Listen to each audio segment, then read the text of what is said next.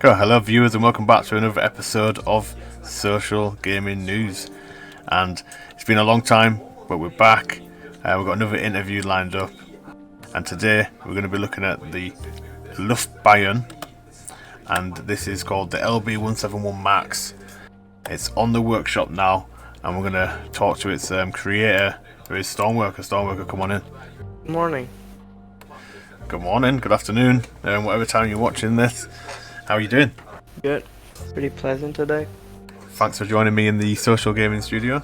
This is Stormworker. This is your amazing creation. It's absolutely huge. I just saw it flying a minute ago, and it nearly blew my head off. So, is there anything that you wanna say about yourself before we go outside and take a walk around the creation? So this plane was based off a recent flight I made to Italy, and I really liked the design of the 737, and it was like a small one. I decided to make just one bigger and longer because I wanted to fit more passengers in. That's why most of the seats inside of the airplane have a Ryanair design. Yeah. I'm an EasyJet flyer, not a Ryanair flyer. EasyJet is also good using on small flights. And I think we won't waste any more time in the studio, and we'll make our way outside, and we'll take a look at this plane. Oh, how many hours have you got on Stormworks?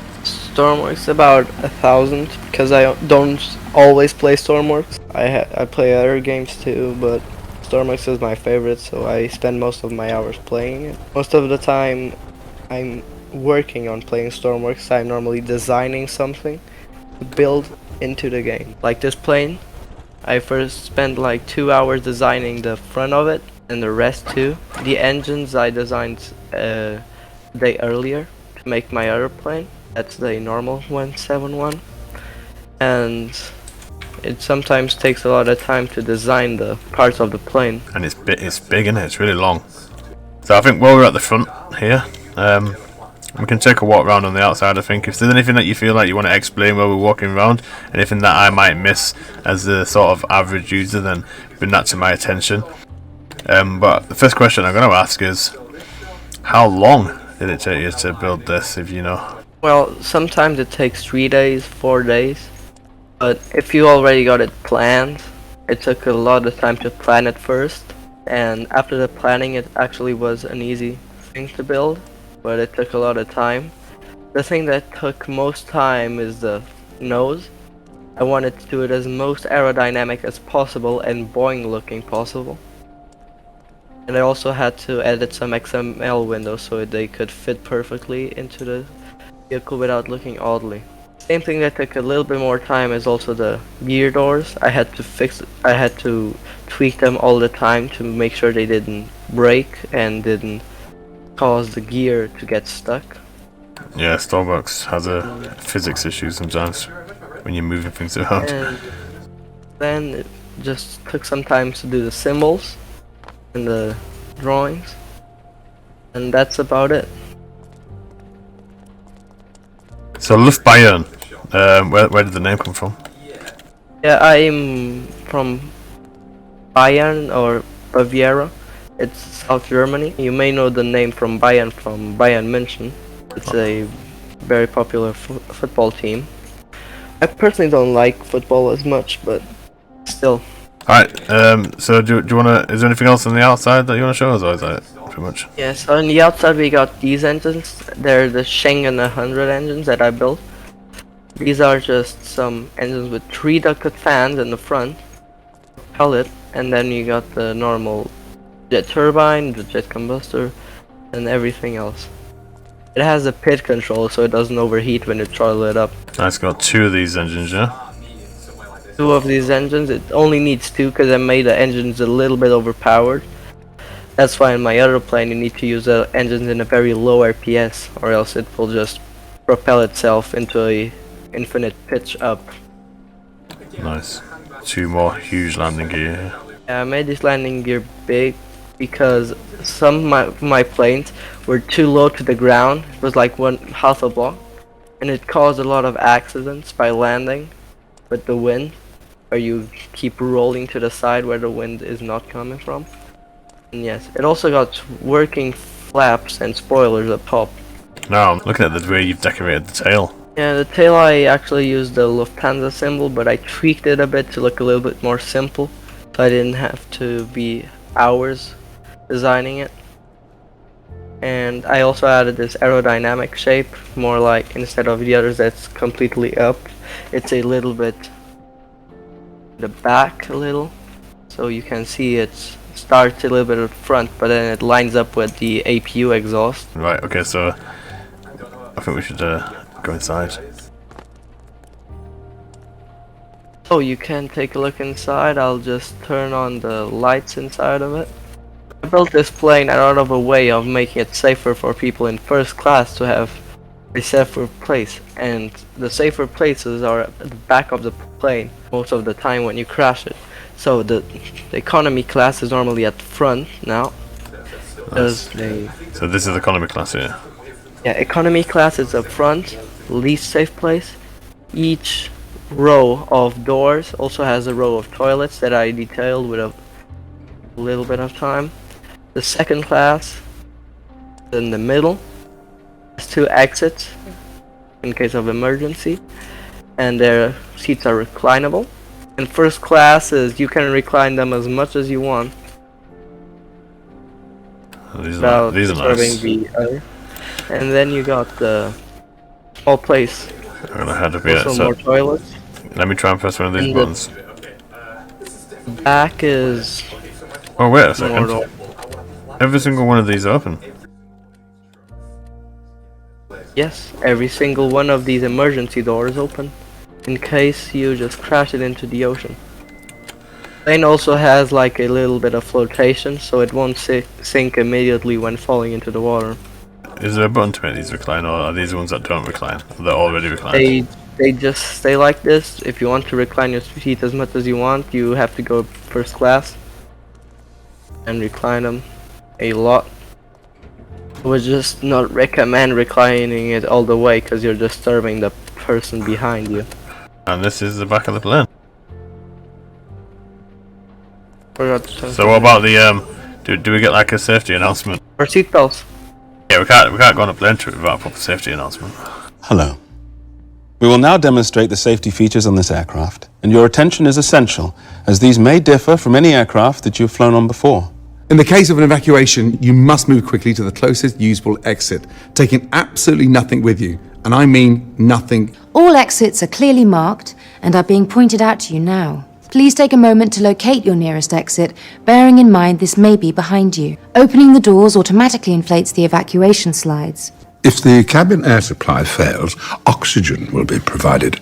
And please, please, do make sure your own mask is fitted before helping anyone else. Right, pay attention please. Your life jacket is underneath or beside your seat. When you see a red toggle, that's definitely the toggle to tug. There's also a charming whistle and light combination for attracting attention, should you be one of those people who enjoys attention. Okay, please now ensure that your seat is upright and in the takeoff position with armrest down. Your footstool and video screen are stored if you have them, and your table is folded away. In the unlikely event of the aircraft having to make an emergency landing, you will be told to adopt this protective brace position. If you have any questions, please ask your cabin crew. It looks like the crew's getting this thing ready for takeoff. If I've never flown this plane before, explain to me how I'm going to get this thing off the ground. Okay, the first thing you're gonna do is only the pilot can control it. It's the taxi wheels. So you got the yaw that will also control the wheel when extended. To control the yaw of the wheel and in the back. And up and down will control the taxi wheel throttle, making the plane go up front. Here you also have the instrument panel down. You have the brakes and the navigation lights. Near your little radiator detector that serves as a joystick as decoration. Yep, let me see that. So yep, nav lights, brakes. Brake, nav, there. Up here you got the seatbelt sign, where we just turned it on to make everybody put their seatbelts. And then you got the wing lights, gear lights, winglet lights, all here. Nice. So that's your lights panel. Then you got the radio, and on the other side the radio frequency. And you got the retracting gear, the passenger section lights, and here it's just speed, altitude, airlift, and you got a pull down and a pull up announcement when you pull too much. on one side. Signal strength is also for the radio. You got a custom artificial horizon display that I got from the workshop. Nice. And you also got a little map right there on the co-pilot side. Yeah, that's cool. Now if we go above, each of these sides will say the fuel, and then RPS engine 2 and engine 2 temp. And on my side it also says the fuel and says RPS engine 1 and engine 1 temperature. So up here you got avionics and cockpit lights, and on there you got altitude hold and control to co-pilot if you want to pilot to control the plane. Now you got the fuel pumps and compressors all above that, and an altitude keypad, and above that you got the flaps and the spoilers. Nice. If you want to show them extending, you can just put the camera outside and I can extend them for. Nice. As you can see, they can extend, and then you can just retract them back. They will just become just like they were before. If you go to the back, you can see on the tail wing, I also incorporated the yaw into a little pivoted piece that will make it realistic as a elevator in the back. Same thing with the up and down. It has its own compartment, and with the roll, the motors should have started, the electric motors that control the movement. This is also a bad runway to fly planes, not because it's because of its location. If you see there, landing it's a bit difficult because there's a hill on both sides of the runway. Yeah, oh yeah, I've seen.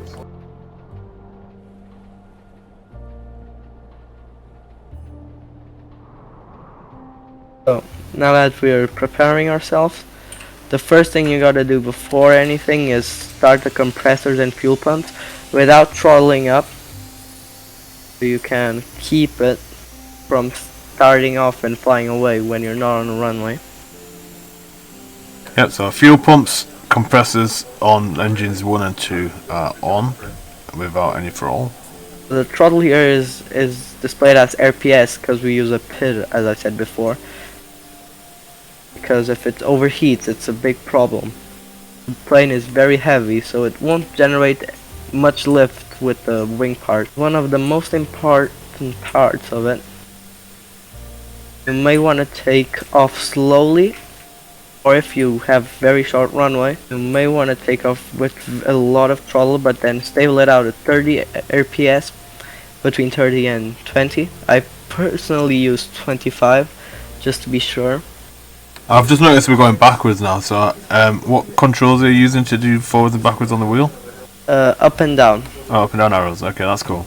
It's quite a good view actually out of this cockpit. You know what it reminds me of a little bit? It reminds me of a Concorde. Yeah, I made it this way so you can see to the ground when you're landing, because I've had a lot of problems with earlier designs. You can't look down, so that's a thing that I wanted. So the first thing you want to do is, since there's not lights, is throttle up 20%. Control it with up and down. No, you control it with 1 and 2. Turn off the compressors and set our altitude at 1. Now the part that we're gonna do.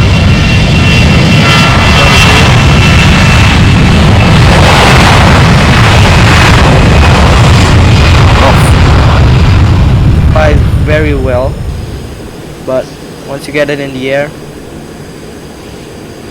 pretty easy to control. So what's our destination?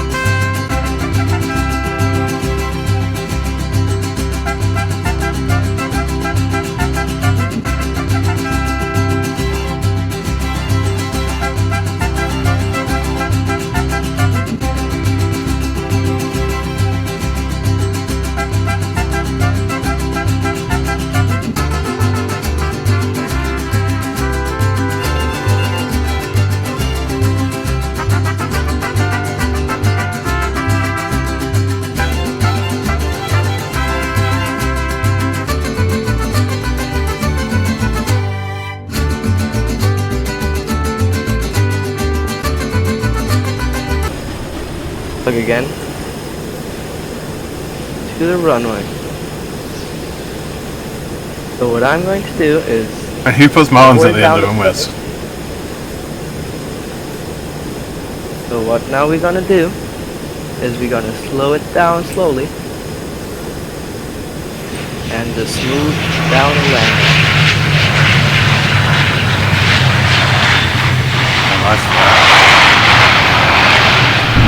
Brakes.